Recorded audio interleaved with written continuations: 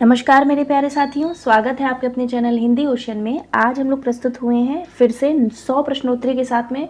चाहे आप हिंदी साहित्य का यूजीसी नेट जेआरएफ का पेपर देने वाले हों या फिर आपका टीजीटी पीजीटी का पेपर हो या फिर एमपी सेट का जो अभी लगा हुआ है पेपर उसका पेपर हो या फिर हिंदी साहित्य संबंधित जो भी परीक्षा में आप बैठने वाले हों, ये 100 प्रश्न आपके बहुत ही ज़्यादा इंपॉर्टेंट है क्योंकि ये आया हुआ पेपर है। और ये समझ लीजिए कि जितने भी क्वेश्चन पेपर सॉल्व करते हैं हम लोग पीवाईक्यू के रूप में, वो सभी परीक्षाओं की दृष्टि से इंपॉर्टेंट होते हैं। तो चलिए शुरू करते हैं। पहला प्रश्न है, हमारी सभ्यता दर्पित शिष्ट समाज का काव्यानंद छिछला और उसका लक्ष्य सस्ता मनोरंजन मात्र रहता है। यह अंश किस रचना से उद्धृत है? तो सही उत्तर इसका हो जाएगा ऑप्शन नंबर बी, ठकुरी बाबा से लिया गया है। प्रश्न नंबर 2, उत्तर फाल्गुनी क्या नहीं है? मतलब बताया है ना उत्तर फाल्गुनी के बारे में लेखक ने, तो इसमें से क्या नहीं बताया उत्तर फाल्गुनी? काल नट्टिन, उपंगवाद्य, प्राणवस प्रस्थ या फिर त्रिभंग? तो सही उत्तर हो जाएगा ऑप्शन नंबर सी, वाण प्रस्थ नहीं है। काल नट्टिन बताया, उपंगवाद्य बताया, त्रिभंग भी बताया गया है। रचना काल के अनुसार हबीब तनवीर के नाटकों का सही अनुक्रम आपको लगाना है। तो हबीब तनवीर के सारे नाटक हैं, बताइए कौन सा उत्तर सही होगा। सही उत्तर इसका हो जाएगा ऑप्शन नंबर ए, आगरा बाजार, मिट्टी की गाड़ी, द ब्रेकन ब्रिज और जहरीली हवा। अगला प्रश्न है, निम्नलिखित कहानियों के स्त्री पात्रों को सुमेलित करना है। तो चलिए सुमेलित कर लेते हैं। परिंदे कहानी की है लतिका, ग्रेगीन में आई है मालती, आकाशदीप की है चंपा और तीसरी कसम की है हीराबाई। तो इसके आधार पर ऑप्शन नंबर आपका डी सही हो जाएगा। आगे चलते हैं। गिल, अब तो विश्वास करोगे, जनता निर्जीव नहीं है, जनता सदा मूक भी नहीं रहती। किसकी उक्ति है? झूठा सच के सारे पात्र हैं और ये सारे ही पात्र आपके उपन्यास झूठा सच के जिसके लेखक हैं यशपाल जी। तो बताइए कथन किसका है? तो ये सही उत्तर इसका हो जाएगा ऑप्शन नंबर डी, प्राणनाथ, डॉक्टर प्राणनाथ का ये कथन है। किससे कहते हैं? तो ये गिल से बोलते हैं। खड़ी बोली को किस भाषाविद ने देशी हिंदुस्तानी कहा था? बताइए।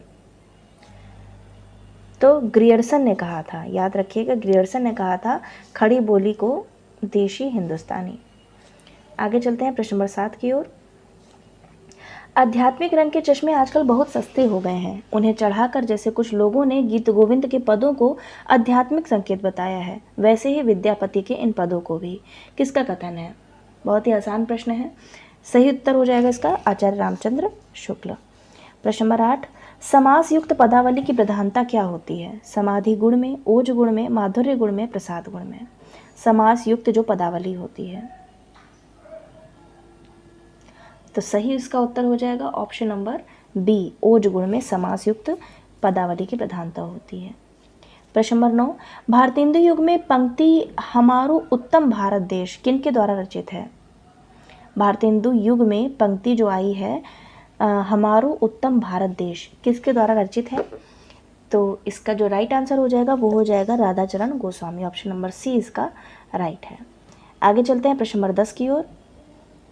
निम्नलिखित पंक्तियों को कवि के साथ में सुमेलित करना है। तो चलिए पंक्तियां हैं, कुछ भक्ति काल के जो हमारे कवि हैं उन्हीं के ऊपर हैं। ऊसर हृदय राम सनी होई रे, पियु वियोग अस बाउर जीव, सुभग शीतल कमल त्रिविध ज्वाला हरण, भूमि सप्त सागन मेखला एक भूप रघुपति कौशला। तो इसको मिलान करना है, तो चलिए मिलान कर लेते हैं। ऊसर हृदय राम सनी होई रे, ये है कबीर जी की पंक्ति। पियु वियोग असु बाउर जीव, ये जायसी की है। सुभग शीतल कमल त्रिविध ज्वाला हरण, ये हो जाएगी मीराबाई जी की। और भूमि सप्त सागर मेखला एक भूप रघुपति कौशला, ये हो जाएगी तुलसीदास की। ठीक है, तो इसके आधार पर ऑप्शन नंबर डी इसका सही हो जाएगा। आगे चलते हैं प्रश्न नंबर 11। चल चल देता है लाद लाद कर बार बार बंजारा, सब ठाठ धरा रह जाता घन बस दूर क्षितिज का तारा। यह पंक्ति अरे यायावर रहेगा याद के किस शीर्षक से संबंधित है? बताइए। माजुली, किरण की खोज में, बहता पानी निर्मला, परशुराम की तोरखम। चल चल देता है लाद लाद कर बार बार बंजारा, सब ठाठ धरा रह जाता घन बस दूर क्षितिज का तारा। तो इसका सही उत्तर हो जाएगा ऑप्शन नंबर डी, परशुराम की तूड़खम। और ये प्रश्न तभी सरल होंगे जब आप मूल टेक्स्ट का अध्ययन करेंगे। आपको मैं बता दूं कि मूल टेक्स्ट समझ लीजिए, अब आने वाले एक परीक्षा में जिन्होंने मूल टेक्स्ट पढ़ा होगा, क्योंकि समय लगता है, हर कोई क्वेश्चन आंसर तो मैं अभी करवा दे रही हूँ, चलिए आपका टेस्ट है, इसी वजह से मैंने सोचा कि आप लोगों को कुछ प्रश्नोत्तरी करा दी जाए। 27 तारीख तक ये प्रश्नोत्तरी आएगी, उसके बाद से फिर आप लोग नॉर्मल हो जाइएगा। आप लोग फिर अपना सरस्वती पांडे जो हम लोग कर रहे थे कंटिन्यू, उसको पढ़ाएंगे, ठीक है। लेकिन कोशिश कीजिए कि जो मैं 2 बजे या 4 बजे कहानी की विधा हो, या फिर कहानियाँ तो मैं सारी पढ़ा चुकी हूँ, इसके बाद हम निबंध उठाएंगे। और जो यूनिट 10 में जितनी बड़ी बड़ी है विधाएं, जैसे आपका ये अरे यायावर रहेगा याद हो जाएगी, और संस्कृति के 4 अध्याय हैं, और माटी की मूर्तें तो अभी मैं पढ़ा ही रही हूँ आपको दोपहर की क्लास में। तो कोशिश कीजिए इन विधाओं का गहन अध्ययन कीजिए। अब जैसे ठकुरी बाबा का ही पहला प्रश्न आ गया, ठीक है, तो कोशिश कीजिए जब तक आप मूल टेक्स्ट को नहीं पढ़ेंगे तब तक आपका तैयारी जो है वो अधूरी मानी जाएगी, चाहे आप जितना भी पढ़ लें। कोशिश ये कीजिए कि मूल टेक्स्ट अगर एक बार पढ़ लेंगे तो कोई भी आपको प्रश्न पत्र सॉल्व करने में दिक्कत नहीं आएगी, आप आसानी से उस प्रश्न का उत्तर ढूंढ सकते हैं। तो इसका सही उत्तर हो जाएगा ऑप्शन नंबर डी। आगे चलते हैं, प्रश्न नंबर आपका आता है 12। संस्कृति की संग्राहकता की हिमायत करने वाले कौन है? ये भी निबंध से आया है। संस्कृति की संग्राहकता की हिमायत करने वाले कौन है? तो सही उत्तर इसका हो जाएगा ऑप्शन नंबर डी, अज्ञेय। आगे चलते हैं, प्रश्न नंबर 13। भारत दुर्दशा नाटक में कितने अंक हैं? बताइए। सही उत्तर हो जाएगा 6 अंक हैं, ठीक है। इसका जो अनुक्रम है ना, वो भी आप याद कर लीजिएगा। प्रश्न नंबर 14। इंस्पेक्टर मातादीन चांद पर कहानी के लेखक कौन है? तो हरिशंकर परसाई है, ऑप्शन नंबर सी इसका राइट है। आगे बढ़ते हैं प्रश्न नंबर 15 की ओर। शरद पूर्णिमा की रात किस उपन्यास का अंश है? शरद पुण्य की रात। तो सही इसका उत्तर हो जाएगा ऑप्शन नंबर सी, जिंदगी नामा। प्रश्न नंबर 16। भोलानाथ तिवारी के अनुसार भाषा वैज्ञानिक दृष्टि में इसमें से कौन मूलतः प्राचीन खड़ी बोली से संबद्ध है? बताइए। तो इसका सही उत्तर हो जाएगा ऑप्शन नंबर सी, दक्षिणी। आगे चलते हैं प्रश्न नंबर 17 की ओर। फिर से मिलान करना है, रचित रचनाकार हैं और उनकी कुछ कृतियां हैं, तो चलिए मिलान कर लेते हैं। सबसे पहले सुरती मिश्र की रचना है रसगाहक चंद्रिका, तोष कवि की है सुधा निधि, सूदन की है सुजान चरित, और बोधा की है इश्कनामा। तो इसके आधार पर आपका ऑप्शन नंबर डी सही हो जाएगा। सुरती मिश्र की क्या है? रसगाहक चंद्रिका, तोष की है सुधा निधि, सूदन की है सुजान चरित, और बोधा की है इश्कनामा। आगे चलते हैं प्रश्न नंबर 18 की ओर। कला ज्ञान भी है रूप भी, किसने कहा है? बताइए। कला ज्ञान भी है और रूप भी, तो इसका जो राइट आंसर हो जाएगा वो हो जाएगा सी, क्रोचे ने कहा है कला ज्ञान भी है और रूप भी। प्रश्न नंबर 19। गांधी, अम्बेडकर और लोहिया भारतीय इतिहास की समस्याएं का लेखक कौन है? ये पुस्तक का नाम है गांधी, अम्बेडकर और लोहिया भारतीय इतिहास की समस्याएं, ये किताब का नाम है। तो आप बताइए इसके लेखक कौन है? तो इसका जो राइट आंसर हो जाएगा वो हो जाएगा रामविलास शर्मा ने ये पुस्तक लिखी है। आगे चलते हैं प्रश्न नंबर 20 की ओर। कर्ण द्वारा कवच और कुंडल दान करने का प्रसंग रश्मि रथी के किस सर्ग में आता है? बहुत ही बढ़िया प्रश्न है। प्रश्न नंबर 20 का सही उत्तर हो जाएगा चतुर्थ सर्ग में आता है, ठीक है। आगे चलते हैं, प्रश्न नंबर आपका आता है 21। सभी धर्म स्थान झूठ के अड्डे हैं, धर्म वस्तुतः झूठ की आयु को लंबा करने में बड़ा सहायक है। यह अंश मेरी तिब्बत यात्रा के किस शीर्षक से संबंधित है? सभी धर्म स्थान झूठ के अड्डे हैं, धर्म वस्तुतः झूठ की आयु को लंबा करने में बड़ा सहायक है। लहासा की से उत्तर की ओर, एणम की ओर, चांद की ओर और नेपाल की ओर, बताइए। सही उत्तर इसका हो जाएगा लहासा से उत्तर की ओर। प्रश्न नंबर 22। जगत तपोवन सो कियो नामक निबंध संग्रह किसने लिखा है? जगत तपोवन सो कियो। सही उत्तर हो जाएगा ऑप्शन नंबर सी, विवेकी राय का ये निबंध संग्रह है, जगत तपोवन सो कियो, विवेकी राय। आगे चलते हैं प्रश्न नंबर 23। भारत संघ के राजकीय प्रयोजनों के लिए प्रयुक्त होने वाले अंकों का रूप क्या है? सही उत्तर हो जाएगा अंकों का रूप अंतर्राष्ट्रीय है। प्रश्न नंबर 24। जयशंकर प्रसाद के कहानी संग्रहों का प्रकाशन काल के हिसाब से सही अनुक्रम बताइए। बताइए इसका सही उत्तर। तो सही उत्तर हो जाएगा इसका ऑप्शन नंबर डी, प्रतिध्वनि आकाशदीप, आंधी और इंद्रजाल। ठीक है, तो प्रकाशन काल के अनुसार में सही उत्तर ऑप्शन नंबर डी हो जाएगा। आगे चलते हैं प्रश्न नंबर 25 की ओर। उपन्यास के साथ उनके पात्रों को सम्मिलित करना है। तो इधर स्त्री पात्र दिए हैं, इधर उपन्यास है, तो चलिए मिलान कर लेते हैं।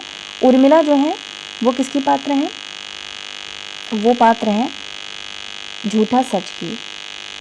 फिर मिट्टी जो है वो जिंदगी नामा की है। लक्ष्मी जो है वो है मैला आंचल की। और प्रतापी धरती धन्ना अपना की। ठीक है, तो इसके आधार पर आपका उर्मिला, झूठा सच, मिट्टी, जिंदगी नामा, लक्ष्मी, मैला आंचल, प्रतापी, धरती धन्ना अपना। तो इसके आधार पर देखिए उर्मिला फोर्थ ऑप्शन, उर्मिला झूठा सच की है, तो सेकंड ऑप्शन इसमें है।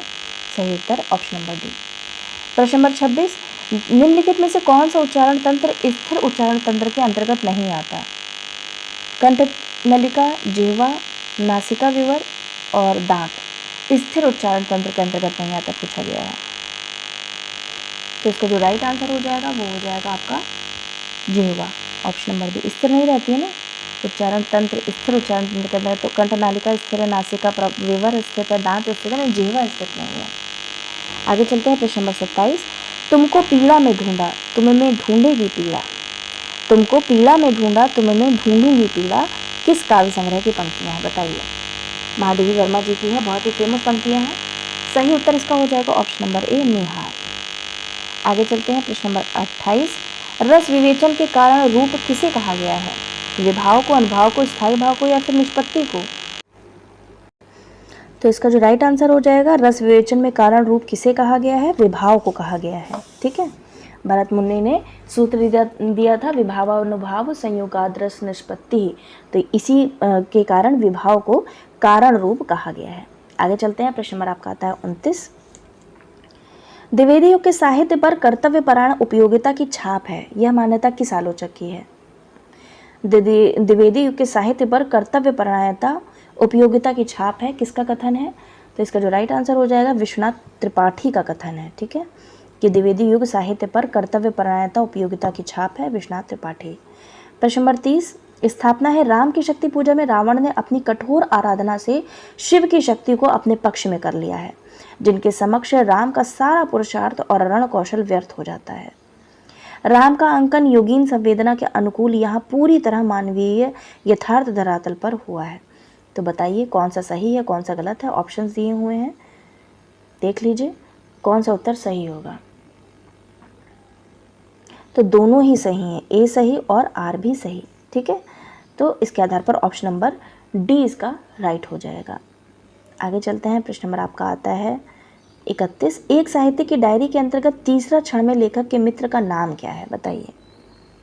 आसान प्रश्न है, जिसने पढ़ा होगा वो बहुत ही जल्दी आंसर इसका दे देगा। तो केशव नाम है उसका। प्रश्न नंबर 32, मेरे लेखन की पृष्ठभूमि ग्राम जीवन है, यह कथन किस निबंधकार का है? तो इसका जो राइट आंसर हो जाएगा वो हो जाएगा आपका ऑप्शन नंबर सी, विवेकी राय ने कहा है। प्रश्न नंबर 33, सिंदूर की होली नाटक का रचना समय पूछा गया है, क्या है? तो इसका जो राइट आंसर हो जाएगा वो हो जाएगा 1934, ऑप्शन नंबर सी। ठीक है, ईदगाह कब आई थी? 1933 में। आगे चलते हैं प्रश्न नंबर 34, अरे तुम क्या जानो, इन लोगों की हंसी ऐसी ही होती है, हंसी में किसी के प्राण भी निकल जाए तो इन्हें दया भी नहीं आवे। इन पंक्तियों को किस पात्र ने कहा है? बताइए। जानकी, चंदा, दिलफरेब, लक्ष्मा। तो इसका जो राइट आंसर हो जाएगा वो हो जाएगा ऑप्शन नंबर ए, जानकी का कथन है। और किस कहानी में आया है मुझे कमेंट बॉक्स में इसका उत्तर दीजिएगा। अरे तुम क्या जानो, इन लोगों की हंसी ऐसी ही होती है, बहुत ही फेमस कहानी है और मैं बता दूंगी, हिंट दे दूंगी तो आप पता लगा लेंगे। लेकिन आप बताइए कि ये किस कहानी में उद्धृत है ये वक्तव्य। जमीन किसकी? जोतने वालों की। जो जोतेगा वह बोएगा, जो बोएगा वह काटेगा, कमाने वाला खाएगा, इसके चलते जो कुछ हो। किसकी उक्ति है? बताइए। सबसे पहले तो ये आपको बता देते हैं, ये गोबर कालीचरण काली जयदेवपुरी। अब बताइए कि ये किसने कहा है? जमीन किसकी? जोतने वालों की। जो जोतेगा वह बोएगा, जो बोएगा वह काटेगा। तो इसका जो राइट आंसर हो जाएगा वो हो जाएगा कालीचरण ने कहा है धरती धन्ना अपना से। ठीक है, गोबर मत सोचिएगा कि ये मैं उसे गोदान से लिया गया है। कालीचरण का धरती धन्ना अपना से ये वक्तव्य आया है। निम्न में से कौन सी ध्वनि खंडेतर ध्वनि है, बताइए। खंडेतर ध्वनि कौन सी है? तो छोटा अ जो है वो खंडेतर ध्वनि है। आगे चलते हैं प्रश्न नंबर 37। सांप्रदायिक तनाव को केंद्र में रखकर कौन सा उपन्यास लिखा गया है, बताइए। तो इसका जो राइट आंसर हो जाएगा हमारा शहर उस बरस, ऑप्शन नंबर डी इसका करेक्ट है। प्रश्न नंबर 38। IA रिचर्ड्स के अनुसार उच्च कोटि की कविता क्या है? अपवर्जी काव्य है, अंतर्वेशी काव्य है, सरलीकृत काव्य है या फिर मिश्रतावादी काव्य है? तो इसका जो सही उत्तर हो जाएगा वो हो जाएगा आपका ऑप्शन नंबर बी, अंतर्वेशी काव्य माना है उच्च कोटि की कविता को। किसने? रिचर्ड्स ने। नासिकेतोपाख्यान की भाषा क्या है? किसकी है? वो तो पता है, सदल मिश्र की है। भाषा पूछी गई है क्या है? तो इसका जो राइट आंसर हो जाएगा वो हो जाएगा आपका ऑप्शन नंबर सी, संस्कृत प्रधान भाषा है नासिकेतोपाख्यान। ठीक है, आगे चलते हैं प्रश्न नंबर 40 की ओर। वह संधि का वर्णन किस पंक्ति से संबद्ध है? मनमथ कोटि मथन करु जे जन, शैशव जौवन दुहु मिली खेल, जमुना के तीर उपवन उद्बेगल, अंग ही अंग अनंग मूर्छायत। तो इसका जो राइट आंसर हो जाएगा वो हो जाएगा ऑप्शन नंबर बी, शैशव जौवन दुहु मिली खेल। ठीक है, शैशव मतलब शैशव अवस्था और जौवन मतलब जवानी। तो ये वयसंधि होती है, जब दो आयु के बीच का संक्रमण काल होता है, उसको हम वयसंधि कहते हैं। प्रश्न नंबर 41। संस्कृति के 4 अध्याय के प्रथम अध्याय का शीर्षक पूछा गया है, बताइए। तो प्रथम अध्याय का नाम बताइए क्या है? भारतीय जनता की रचना, भारतीय जनता और भाषा की कसौरी, भारतीय जनता की रचना और हिंदू संस्कृति का आविर्भाव, ऑप्शन नंबर डी, भारतीय जाति का आगमन। तो इसका जो राइट आंसर हो जाएगा वो हो जाएगा आपका ऑप्शन नंबर सी, भारतीय जनता की रचना और हिंदू संस्कृति का आविर्भाव। व्यक्ति व्यंजक निबंधकारों में प्रथम पांक्तेय है, तो बताइए सही उत्तर इसका क्या होगा? व्यक्ति व्यंजक निबंधकारों में प्रथम पांक्तेय है प्रताप नारायण मिश्र, ऑप्शन नंबर बी इसका सही हो जाएगा। आगे चलते हैं, प्रश्न नंबर आपका आता है 43। प्रश्न नंबर 43 है, गुप्त साम्राज्य के पारिवारिक कलह और आंतरिक संघर्ष को प्रस्तुत करने वाला प्रसाद जी का ऐतिहासिक नाटक कौन सा है? तो सही उत्तर हो जाएगा ऑप्शन नंबर बी, स्कंदगुप्त है। चंद्रगुप्त नहीं है, स्कंदगुप्त है। आगे करते हैं प्रश्न नंबर 44। त्याग, बलिदान, प्रेम और देशभक्ति का अमर गान किस कहानी की केंद्रीय संवेदना है, बताइए। तो इसका जो राइट आंसर हो जाएगा वो हो जाएगा उसने कहा था, 1915 में आई थी गुलेरी जी की। इसीलिए कि मेरा होना अनिवार्य रूप से तुम्हारे होने को लेकर है, ठीक वैसे ही जैसे तलवार में धार का होना सान की पूर्व कल्पना करता है। यह उक्ति किस चरित्र को संबोधित कर रही है, कर कही गई है, बताइए। तो इसका जो राइट आंसर हो जाएगा वो हो जाएगा आपका ऑप्शन नंबर सी, शशि को लेकर संबोधित कही गई है। ठीक है, किसने कही है? शेखर ने। प्रश्न नंबर 46। अब चलिए सुमेलन करना है। सोमव्रत, अर्धसंव्रत, अर्धसंविव्रत और विव्रत। तो इसका जो राइट आंसर हो जाएगा वो हो जाएगा, पहले हम लोग देख लेते हैं इसको। संव्रत है वो आपका हो जाएगा ई और ओ, संव्रत। अर्धसंव्रत है मतलब जो हमारा मुंह है, हमारे मुंह के आकार को लेकर के संव्रत है। अर्धसंव्रत है बोलना मतलब किसको लेकर के हो जाता है, ए और जो आपके छोटा बड़ा जो हमारे स्वर हैं उनको लेकर के बताना है आपको। तो संव्रत ई और ऊ है, अर्धसंव्रत ए ओ, अर्धविव्रत है हमारा आ और औ, और विव्रत है आ और आ औ। ठीक है, तो इसके आधार पर आपका कौन सा उत्तर सही हो जाएगा? ऑप्शन नंबर आपका ए सही हो जाएगा। आगे चलते हैं, प्रश्न नंबर आपका आता है 47। चलिए मिलान करना है इसमें फिर से। ममता कालिया, मृदुला गर्ग, चित्रा मुदगल और राजी सेठ। देख लीजिए ऑप्शंस भी दिए हुए हैं। तो इसका जो राइट आंसर हो जाएगा, पहले तो मैं आपको बता देती हूँ, ममता कालिया का है उसका यौवन, मृदुला गर्ग का है शहर के नाम, चित्रा मुदगल का है लाक्षागृह और राजी सेठ की है तीसरी हथेली। ठीक है, ममता कालिया उसका यौवन, मृदुला गर्ग शहर के नाम, चित्रा मुदगल है यहाँ पे, चित्रा मुदगल लाक्षागृह और राजी सेठ का है तीसरी हथेली। प्रश्न नंबर 48, रस के बारे में रसो व सह जैसी उक्ति है, क्या है उक्ति, कहाँ से ली गई है? छंदोग्य उपनिषद में, तैत्तिरीय उपनिषद में, कंठोपनिषद में या ईश्वास्योपनिषद में? तो इसका जो राइट आंसर हो जाएगा वो हो जाएगा तैत्तिरीय उपनिषद में कहा गया है रस के बारे में रसो व सह। प्रश्न नंबर 49, चलिए सुमेलित करना है, कब कौन सी कृति आई थी?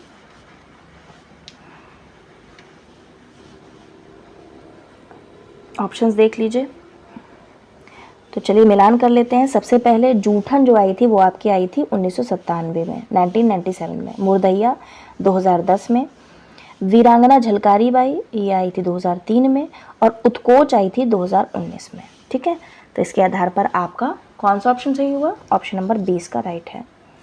प्रश्न नंबर 50, पूजा सेव नेम व्रत गुड़ियन का सा खेल, इसमें किस बात पर बल दिया गया है? गुड़िया जैसा प्रेम करना, पूजा व्रत का महत्व, भक्ति का चरम भाव, बाह्याडंबर की व्रतता। बहुत ही आसान प्रश्न है, ऑप्शन नंबर डी इसका राइट हो जाएगा। प्रश्न नंबर 51, क्या भूलूं क्या याद करूं के प्रारंभ में उद्धृत पंक्ति मैं स्वयं अपनी पुस्तक का विषय हूं किसकी है? अनातोले, सेंट जॉन, रोमारोला और मानतेन। बताइए, क्या भूलूं क्या याद करूं के प्रारंभ में उद्धृत जो पंक्ति है मैं स्वयं अपनी पुस्तक का विषय हूं किसकी है? तो इसका जो सही उत्तर हो जाएगा वो हो जाएगा आपका ऑप्शन नंबर डी, मानतेन ने कहा है। ठीक है, आप शुरुआती पुस्तक में पढ़ेंगे तो ये कहा गया है मैं स्वयं अपनी पुस्तक का विषय हूँ, मानतेन। प्रश्न नंबर 52, चिंतामणि भाग 1 के निवेदन में अंकित तिथि है, तो निवेदन जो है शुरुआती पृष्ठ में चिंतामणि भाग 1 में, उसमें निवेदन की अंकित तिथि क्या है? तो इसका जो राइट आंसर हो जाएगा वो हो जाएगा 2 फरवरी 1939। ठीक है, आगे चलते हैं। प्रश्न नंबर आपका आता है 53, महाभोज नाटक की प्रथम प्रस्तुति किसके निर्देशन में हुई थी? ओमपुरी, दया प्रकाश सिन्हा, धर्मवीर भारती, श्रीमती अमाल अलाना। तो इसका जो राइट आंसर हो जाएगा वो हो जाएगा ऑप्शन नंबर डी, इनके निर्देशन में हुई थी महाभोज नाटक की प्रथम प्रस्तुति। मैं अनुचर हूँ वरुण देव की शपथ, मैं विश्वासघात नहीं करूंगा, प्रस्तुत कथन किस पात्र का है? मैं अनुचर हूँ वरुण देव की शपथ, किसका कथन है ये? तो इसका जो राइट आंसर हो जाएगा वो हो जाएगा ऑप्शन नंबर डी, बुद्धगुप्त का कथन है ये। ठीक है, आकाशदीप कहानी से। भुजंग से भी अधिक कुटिल है, असिधारा से भी अधिक दुर्गम है, विद्युत शिखा से भी अधिक चंचल। सटीक शब्द के रिक्त स्थान की पूर्ति कीजिए। भुजंग से भी अधिक कुटिल है, असिधारा से भी अधिक दुर्गम है, विद्युत शिखा से भी अधिक चंचल। तो इसका जो राइट आंसर हो जाएगा वो हो जाएगा आपका ऑप्शन नंबर बी, राजनीति।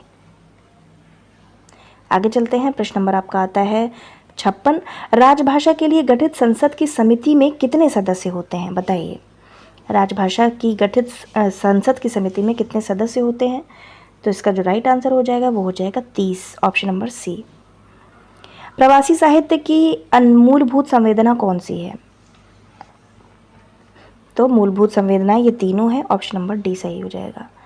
शब्दार्थों सहित तो वक्र कवि व्यापार शालिनी जैसी पंक्ति के उद्भावक कौन है? बहुत ही आसान प्रश्न है, तो ऑप्शन नंबर सी इसका राइट हो जाएगा।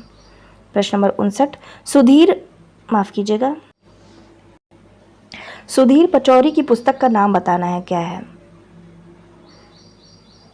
सही उत्तर उसका हो जाएगा ऑप्शन नंबर ए, उत्तर आधुनिकता और उत्तर संरचनावाद।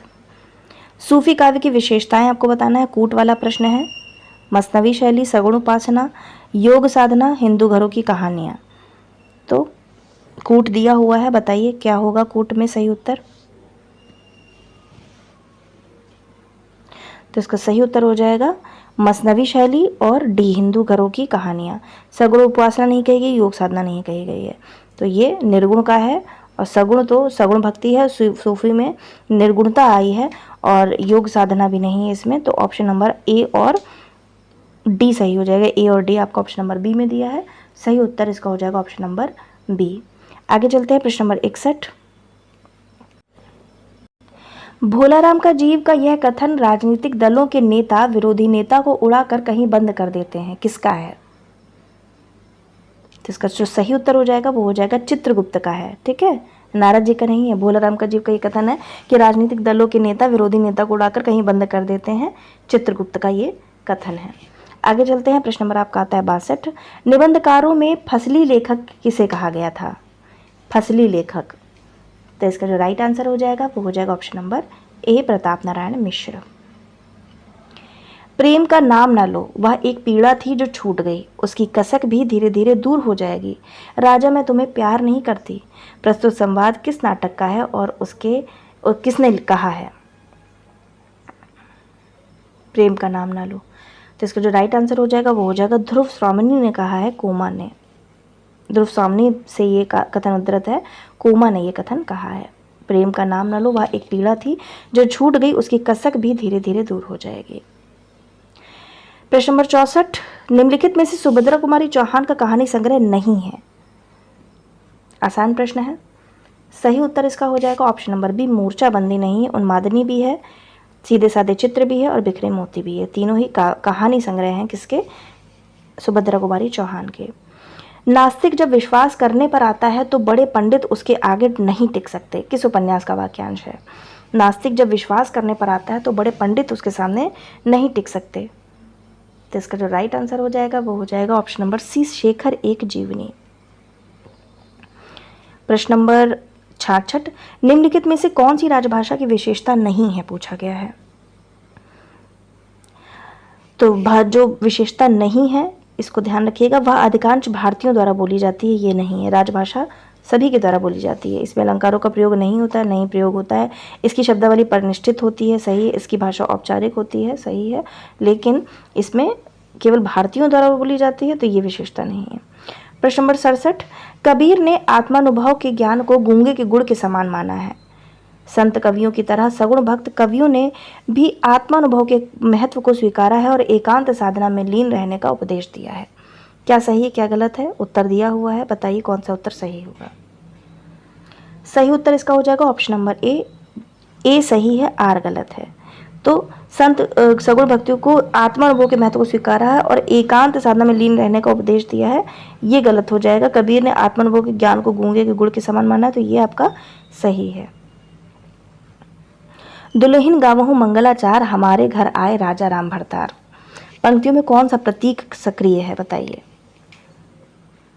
प्रतीक से प्रश्न बना हुआ है, सही उत्तर हो जाएगा सांस्कृतिक प्रतीक, ऑप्शन नंबर सी। मैं चाहता हूं कि अंग्रेजी का सार्वजनिक प्रयोग बंद हो, लोक भाषा के बिना लोकराज्य असंभव है, किसका कथन है?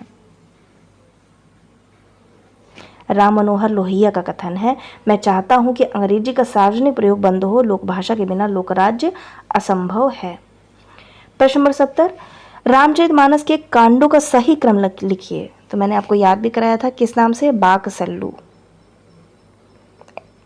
है ना? तो ये आपको मैंने पढ़ाया भी था। 1 2 3 4 5 6 7 कांड है, और बताइए सही उत्तर क्या होगा।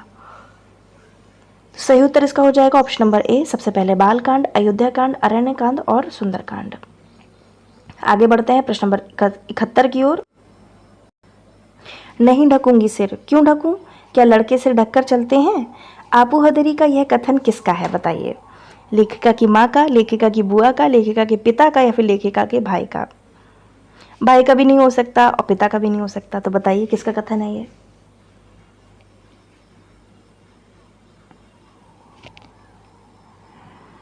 इसमें मुझे डाउट लग रहा है, वैसे मैं इसको चेक करके बताऊंगी, है ना। नहीं ढकूंगी, इसमें तो लेखिका की माँ, स्वयं लेखिका का होना चाहिए, यहाँ पे तो माँ और बुआ भी नहीं होना चाहिए। चेक कर लूँगी, क्योंकि स्वयं लेखिका कहती हैं आपोहदरी में। एक जिद्दी लड़की की कहानी है, मैं इसको भी पढ़ाऊंगी, ये भी मूल टेक्स्ट बहुत बढ़िया है। सारे ही मूल टेक्स्ट जो कि आपके नेट जेआरएफ के सिलेबस में लगे हुए हैं ना, सब इंपॉर्टेंट है और सब बहुत ही अच्छे भी हैं। ज्ञान प्रसार के भीतर ही भाव प्रसार होता है, प्रस्तुत पंक्ति किस निबंध में है, बताइए। ज्ञान प्रसार के भीतर ही भाव प्रसार होता है, पढ़ी हुई पंक्ति है, कविता क्या है से ये उद्धृत है। प्रश्न नंबर 73, चलिए मिलान कर लीजिए। अंधेर नगरी किसका है? अंधेर नगरी है भारतेंदु जी का। सिंदूर की होली है लक्ष्मीनारायण लाल का नहीं है, मिश्र का है, ठीक है, ये गलत है। अंजो दीदी मन्नू भंडारी, और माफ़ कीजिएगा, अंजो दीदी उपेंद्र नाथ अश्क और महाभोज है मन्नू भंडारी, ठीक है। तो इसके आधार पर ऑप्शंस में सही उत्तर इसका हो जाएगा प्रश्न नंबर 73 का ए ऑप्शन सही हो जाएगा। आगे चलते हैं। जो जेवर बिका तो कुछ बनकर ही आया हूँ, निरा लंडूरा तो नहीं लौट आया, जितना दिया था उससे दोगुना ले लेना। प्रस्तुत पंक्तियां किस कहानी की है? बिल्कुल कहानी समक्ष मेरे पास आ गई है, वो घूम गई है वो कहानी, अभी मैंने पढ़ी भी थी। तो ये कहानी है चीफ की दावत। कौन कहता है? जो बूढ़ी माँ होती है उसका लड़का कहता है, मतलब वो बोलती है ना कि तुम्हारी पढ़ाई में मेरे जेवर तक बिक गए, तो वो खिसिया कर ये वाक्य बोलता है अपनी माँ से। आगे चलते हैं। प्रश्न नंबर आपका आता है 75। 25 प्रश्न और बाकी हैं, पूरे 100 प्रश्न करेंगे। प्रकाशन काल के अनुसार सही क्रम आपको बताना है। सही क्रम क्या होगा? तो सबसे पहले आएगा राग दरबारी, फिर आपका बंटी, धरती धन्ना अपना, जिंदगी नामा। सारे ही सिलेबस में लगे हुए हैं, सब आप मुझे प्रकाशन वर्ष बताइए कमेंट बॉक्स में। प्रश्न नंबर 75 का आंसर आपको बताना है प्रकाशन वर्ष के साथ में। शुद्ध वर्तनी बताइए कौन सी है? द्वितीय, द्वितीय, द्वितीय या द्वितीय? सही उत्तर इसका हो जाएगा ऑप्शन नंबर बी, द्वितीय। इस प्रकार से शुद्ध वर्तनी है, सही स्पेलिंग द्वितीय। महादेवी की किस रेखा चित्र का पात्र हिरणी है? बताइए। सही उत्तर हो जाएगा सोना। सोना जो है वो महादेवी की रेखा चित्र का पात्र है, हिरणी। ठीक है। प्रश्न नंबर 78। कोमल पदों वाली उचित समास युक्त विश्लेषण प्रधान वर्णन शैली कौन सी है? बताइए। तो इसका जो राइट आंसर हो जाएगा वो हो जाएगा ऑप्शन नंबर सी, लाटी रीति है। ठीक है। कोमल पदावली उचित समास युक्त विश्लेषण प्रधान वर्णन शैली लाटी है। नरक दर नरक किसका उपन्यास है? बताइए। तो सही उत्तर इसका हो जाएगा ऑप्शन नंबर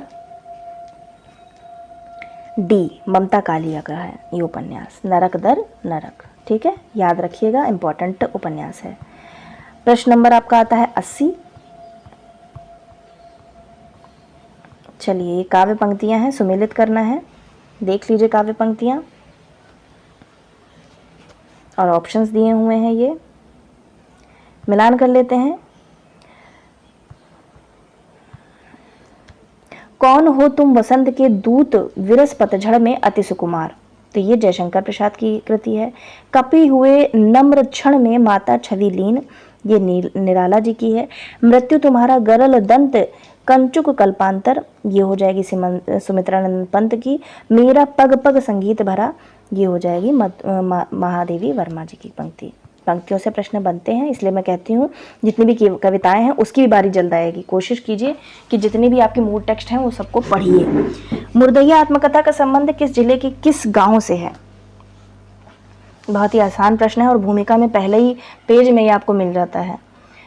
सही उत्तर इसका हो जाएगा ऑप्शन नंबर ए, आजमगढ़ के धर्मपुर गांव से संबंधित है। प्रताप नारायण मिश्र की निबंध शैली की विशेषता नहीं है कहा गया है, क्या नहीं है? तो ऑप्शन नंबर डी हो जाएगा, वैचारिकता नहीं है। निम्नलिखित पंक्तियों की किस नाटक की हैं? सब कुछ बह गया मेरे अपने व्यक्तिक मूल्य, मेरी निश्चिंत किंतु ज्ञानहीन आस्थाएं। बताइए। सही उत्तर इसका हो जाएगा ऑप्शन नंबर डी, अंधा युग। आगे चलते हैं। प्रश्न नंबर 84। राही कहानी की केंद्रीय संवेदना में यह विचार प्रमुख है, क्या कौन सा विचार प्रमुख है? तो न्याय एवं शासन व्यवस्था की भ्रष्टता, ये आपकी इसका विचार प्रमुख है। घबराए हुए शब्द किस विधा की रचना है? सही उत्तर हो जाएगा ऑप्शन नंबर ए, कविता। घबराए हुए शब्द एक कविता है। विज्ञापनों के प्रकार के साथ संचार माध्यमों को सुमेलित करना है। चलिए, बहुत ही आसान प्रश्न है, सुमेलित कर लेते हैं। सुमेलित करें। मुद्रित इश्तहार, मौखिक वेंडर, श्रव्य क्या है? रेडियो, और दृश्य टेलीविजन। ठीक है, आगे चलते हैं। तो इसके आधार पर ऑप्शन नंबर ए इसका राइट है। निम्नलिखित में से कौन सी आत्मकथा दलित जीवन से संबंधित नहीं है? बताइए। तो मेरे साथ जन्म, ये नहीं है। जूठन भी है, मैं भंगी हूँ, मेरा बचपन मेरे कंधों पर, और ये जो है मेरे साथ जन्म, ये नहीं है। प्रश्न नंबर 88। इनमें से कौन रूसी रूपवाद का उन्नायक नहीं है पूछा गया है? तो सही उत्तर हो जाएगा वॉल्टर पेटर नहीं है। रूसी रूपवाद में बोरिस एकेनबाम, रोमन जेकोब्सन और विक्टर शेकेलोवस्की, ये तीनों ही रूसी रूपवाद के उन्नायक के रूप में आते हैं। प्रश्न नंबर 89। सुमेलित करना है ओम प्रकाश वाल्मीकि जी की रचना, मोहनदास नैमिषारण्य और जयप्रकाश करदम और रत्न कुमार सांभारिया। तो चलिए मिलान कर लेते हैं। ओम प्रकाश वाल्मीकि जी की कृति है गौ हत्या, याद रखिएगा। मोहनदास नैमिषारण्य की है अपना गांव, जयप्रकाश करदम की है नो बार और रत्न कुमार सांभरिया की है फुलवा। याद कर लीजिए, अच्छी कृतियां हैं, हो सकता है अगली बार पेपर में आ जाए। ओम प्रकाश वाल्मीकि की है गौ हत्या, मोहनदास नैमिषारण्य की है अपना गांव, जयप्रकाश करदम की है नो बार और रत्न कुमार सांभरिया की है फुलवा। तो इसके आधार पर आपका सही उत्तर हो जाएगा ऑप्शन नंबर बी। प्रश्न नंबर 90, सुमित्रानंदन पंत के किस काव्य के केंद्र में अरविंद दर्शन है? बताइए। सही उत्तर उसका हो जाएगा स्वर्ण किरण, ऑप्शन नंबर बी। प्रश्न नंबर 91, कृष्णचंद्र की कहानी जामुन का पेड़ का केंद्रीय उद्देश्य क्या है? केंद्रीय उद्देश्य है नौकरशाही का पर्दाफाश। संस्कृति और सौंदर्य शीर्षक निबंध का लेखक निबंध के बिल्कुल आरंभ में किसे याद करता है? बताइए, किसे याद करता है सबसे पहले? अगर निबंध पढ़ा होगा तो आपको समझ में आ जाएगा। तो सही उत्तर हो जाएगा हजारी प्रसाद द्विवेदी। किसका है संस्कृति और सौंदर्य? नामवर सिंह का है ना, उन्होंने ही हजारी प्रसाद द्विवेदी को सबसे पहले याद किया है। कालिदास के बहाने राज्याश्रय और व्यक्तिक रिश्तों की टकराहट को विषय बनाकर लिखा गया नाटक कौन सा है? बहुत ही आसान प्रश्न है, ऑप्शन नंबर इसका सही हो जाएगा डी। ऐसे ही होते हैं डॉक्टर, सरकारी अस्पताल है ना, क्या परवाह है, मैं तो रोज ही ऐसी बातें सुनती हूँ। अब कोई मर मुर जाए तो ख्याल ही नहीं आता, पहले तो रात रात भर नींद ही नहीं आया करती थी। प्रस्तुत अंश किस कहानी से लिया गया है? तो मालती महेश्वर से। ठीक है, मालती कहती है, महेश्वर से नहीं कहती है, ये कहती है किससे? जो लेखक होता है उससे कहती है, अज्ञे जी से कहती है, परंतु महेश्वर भी साथ में रहता है। तो वो डॉक्टर होता है ना मालती का हस्बैंड महेश्वर, तो उसी की चर्चा करते हुए ये कहती है। तमस को किस वर्ष साहित्य अकादमी पुरस्कार मिला और उसी पुस्तक पर गोविंद निहलानी ने किस वर्ष दूरदर्शन के लिए धारावाहिक तैयार किया? बढ़िया प्रश्न। सही उत्तर इसका हो जाएगा ऑप्शन नंबर सी। 1975 ईस्वी में और 1986 में धारावाहिक के रूप में गोविंद निहलानी ने इसका धारावाहिक के रूप में इसका वो किया था, धारावाहिक तैयार किया था। और 1975 में इसको तमस को साहित्य अकादमी पुरस्कार मिला था। और खाली अगर तमस उपन्यास पूछा जाए तो कब आया था? 1973 में। प्रश्न नंबर 96, निम्नलिखित में से कौन सी बात स्वनिम के विषय में सही नहीं है? पूछा गया है। तो आंसर मैं बता देती हूँ, स्वनिम स्वनात्मक दृष्टि से आसमान स्वप्नों का समूह है, तो ये सही नहीं है। प्रश्न नंबर 97, 3 प्रश्न और बाकी हैं। कवियों के जन्म काल के अनुसार सही अनुक्रम आपको बताना है। सही उत्तर इसका हो जाएगा option number B, Nagarjun, Bhawani Prasad Mishra, Rameshwar Shukla Anchal और मुक्तिबोध। निम्नलिखित में से अरस्तु के समीक्षक कौन है? बताइए, अरस्तु के समीक्षक कौन है? सही उत्तर इसका हो जाएगा ऑप्शन नंबर बी, बूचर हैं। इन्हीं के कथन भी पूछे जाते हैं अक्सर अरस्तु के विषय में। महावीर प्रसाद द्विवेदी ने सरस्वती पत्रिका के संपादन का कार्यभार कब संभाला था? आसान प्रश्न है, ऑप्शन नंबर बी, 1903 में संभाला था। और आज का हमारा अंतिम प्रश्न, पिस गया वह भीतरी और बाहरी दो कठिन पाटों के बीच, ऐसी ट्रेजेडी है नीच। यह पंक्तियां किस कविता की हैं? बताइए। तो सही उत्तर इसका हो जाएगा ब्रह्म राक्षस से ये ली गई हैं। ठीक है, तो हमारे पूरे 100 प्रश्न हो गए हैं। प्रश्न नंबर 75 आपको मैंने दिया था होमवर्क, उसका प्रकाशन वर्ष मुझे बताइए कमेंट बॉक्स में, और कितने प्रश्न आपके सही हुए 100 में ये बताइए। ऐसे ही तैयारी करती है और सफलता आपको जरूर मिलेगी। वीडियो अच्छा लगा हो तो लाइक कीजिए, कमेंट कीजिए, शेयर कीजिए। मिलते हैं अगले वीडियो के साथ में, तब तक सभी अभ्यर्थियों का हृदय की गहराई से प्रेमपूर्वक धन्यवाद।